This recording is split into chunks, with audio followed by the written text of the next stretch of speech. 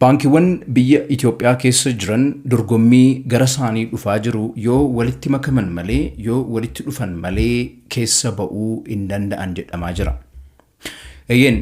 Mootummaan Ethiopiyaa irra deddeebiidhaan gara muummicha ministeera isaatiinis ta'ee ikoonomistoonni adda addaa yommuu dubbatan akka dhageenyutti yookaan ta'u baankiiwwan biyya keenya keessa jiran isaan dhuunfaa gara 30 ol ammaatti lakkaa'aman yoo walitti dhufanii marji ta'anii humna godhatan malee dorgommii biyya alaatii gara isaanii dhufaa jiru kan danda'an hin ta'uu jedhamaa himamaa jira.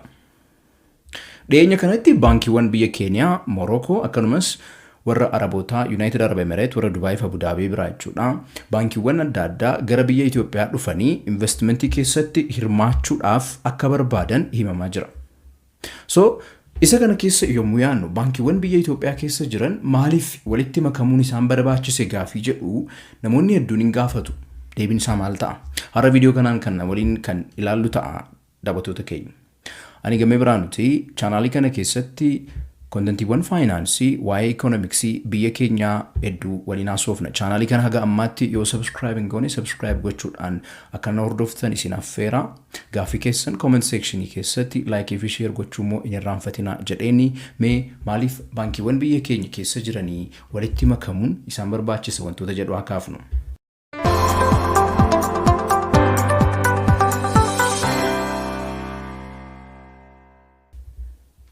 Akkuma amma isinitti muufee yaaletti baankiiwwan biyya keenya keessa jiran isaan daldalaa yeroo ammaa gara 30 darbanii jiru. Baankiiwwan kana keessaa baankiiwwan 5 ta'anii gurguddaa jedhamanii waamamuu danda'u.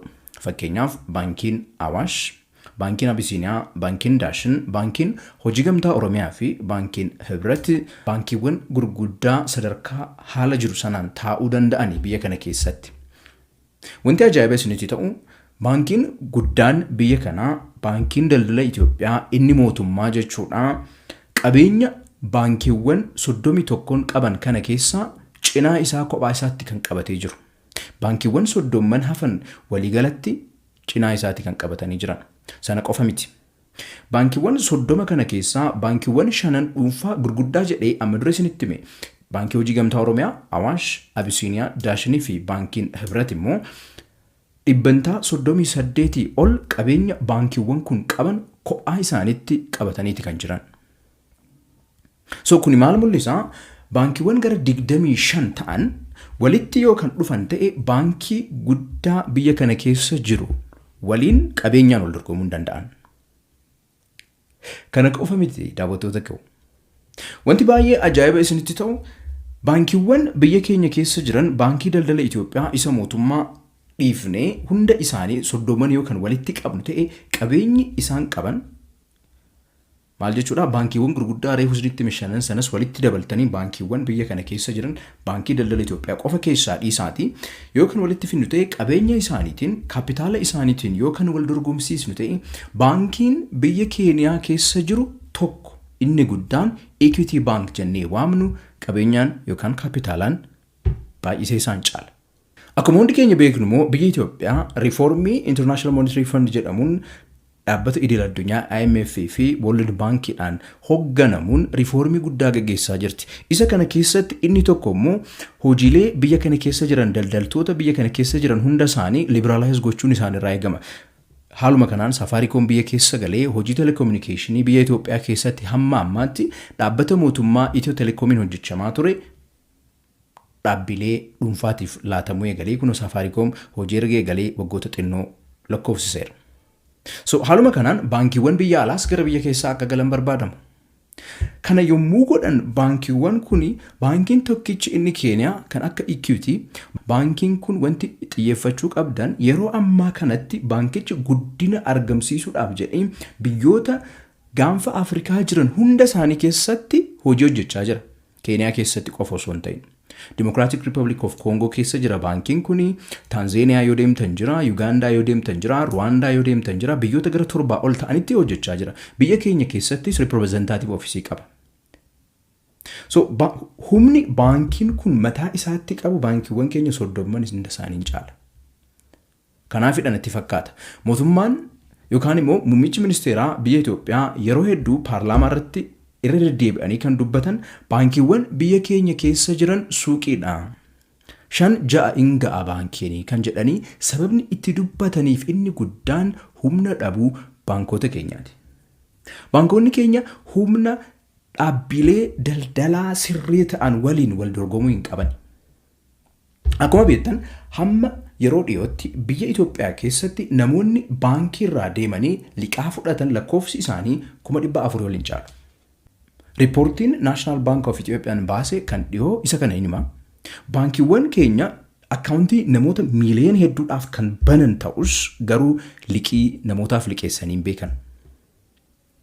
Kun immoo hojii baankii miti. Hojiin baankii birrii namaa walitti qabanii kaa'uu qofa osoo hin ta'in liqii liqeessuudhaan faayinaansii namootni surplus yookaan immoo faayinaansii irraa hafa warri qabanii gaafa kaawwatan namoota hojiitti hojjechuu barbaadaniif liqeessanii gabaa kakaasuudha hojiin isaanii. Isa kana hojjechaa turre.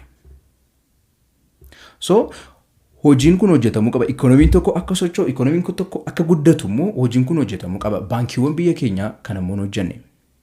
Haa ta'u malee baankiiwwan tokko akkuma beeknu fakkeenyaaf baankiin hojii gamtaa Oromiyaa piroodaaktii isaa michuu jedhamuun beekamuun namoota 400,000 oliif immoo liqii laachuu isaa yaanna.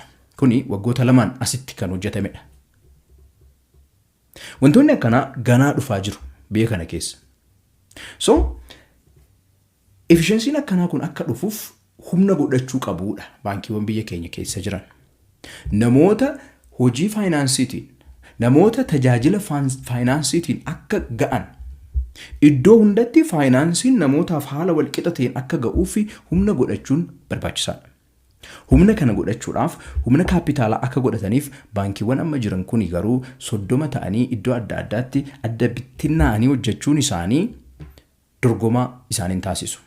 Baankiin tokkichi Keeniyaa dhufee waggaa tokko keessatti biizinasii isaanii harka isaaniitii fudhachuu danda'a. Haala amma deemaniin akkuma beektani kadhatanii birrii isaanii simbira kaa'u malee faayidaa isiniif laatan hedduu waan hin arganneef jechuudha.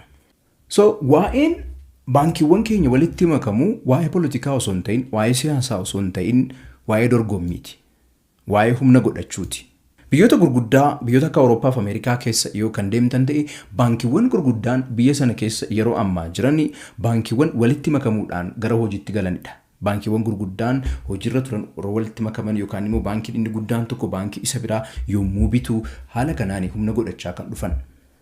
So baankiiwwan biyya keenya keessa jiran yookaan walitti makaman ta'e yookaan humna godhatan ta'e yookaan kaapitaala guddaa qabatan ta'e kaapitaala isaanii guddaa sana hojiilee opereeshinii barbaachisoo hin taanerra kan hin oolchine yoo ta'e iddoo 30tti baasurra iddoo 5 qofatti yookaan baasan ta'e namoota hamma ammaatti hojii faayinaansii tajaajila faayinaansii hin arganne bira ga'uu danda'u. Tajaajila faayinaansii wal madaalawaa ta'e sabni hundi akka argatu taasisu jedhamee amanama. Kanaaf baankiiwwan biyya keenya keessa jiran amma argitan 30 kun gara 5-6tti gadi bu'uunsaa dirqamaa jedhamee himama.